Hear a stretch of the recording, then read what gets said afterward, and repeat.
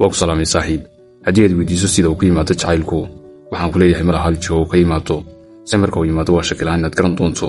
mararka qaar ayuu ku yimaado aragtida koobaad oo kugu noqda sidii hilaac bilgeli oo kaaga tagay saameyn ka dhigtay tabcaan aan awoodin in uu waxnaba iska caabiyo waa kay ku sheegan jacaylka aragtida koobaad saaxiib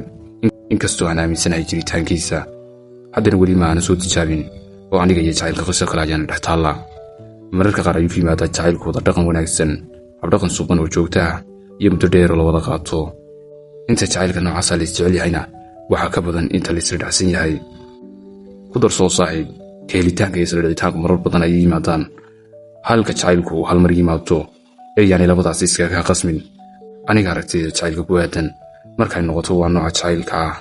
ee ku imanaya isagoo oo saaxiibtinimo ah ee unug jirkaaga u degaya adigoo aan dareensanayn saameyntiisuna ay ku dhex jibaaxayso ee aad ku baraarugayso geeray xeedha iyo fandhaal kala dhaceen oo aan wax ka qabasho lahayn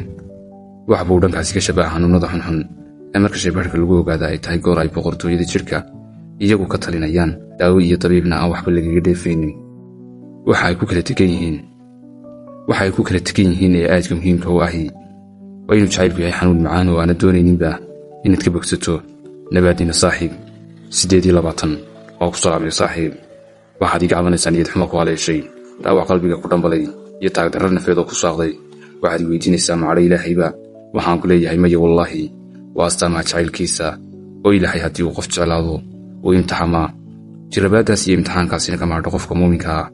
ilaa uu gaadho heer uu adduunka dul lugeeyo isagoo dembi gebi ahaanba ka madhan waa imtixaan kuu sababaya inaad ilaahay ula jihaysato qalbigaaga iyo xubnahaagaba oo kuu dhaama nimco ku lumisa oo jihaysiga rabbiga kaa maahisa laga yaabaa inuu ilaahay doonayo inuu wax ku siiyo oo wax kuu diido marka uu ku furo fahamka ah in wax lagu diidana garashaana dabadeed saagsaagaynin ayuu kugu manaystay walu fiirso sirooyinka dadka wanaagsan saaxiib waxaad fahmaysaa in imtixaanku ahaa carbinta ka horreysa xulashada ilaahay ee uu ku soo dhoweeyay addoomihiisa wanaagsan yacquub ayitaankii wiilkiisa sidii uu ooyayay ayuu ku indhabeelay ilaahayna kama aanu mashquulsanayn waxaasi haleelay ee dhanka kale ayuu yuusuf boqor kaga dhigayey hadegdegsan wakhtiga saacadaha habeenka ugu madoobay waa kuwa ka soo yaro horreeyay waa beriga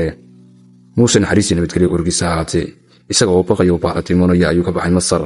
ee ha u fiirfiirsan qalaarhka imtixaanka macaansi uu maanku ku dekeeyey ayaa ka dambeeyee ma baqdin ayay noqonaysaaba tahay yeedhmada rabbiga ee maamuuska weyni ka dambaysaa waxaan ahay ilaahay kadibna qalbiga ayuu kuugu dhayey ilaahay hadalkii ahaa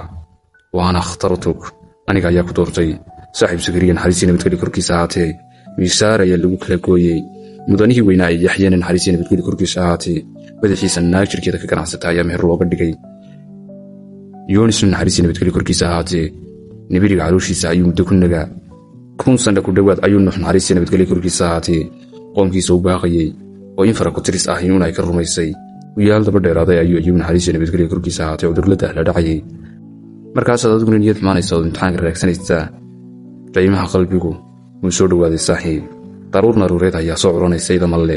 murugadaasi aad la tiicaysana waxaa ka hadhi doonta uun war iyo sheeko ku xasuusiya in ilaahay qofka la jira uu ilaahayna isaga la jiro nabaadiina saaxiib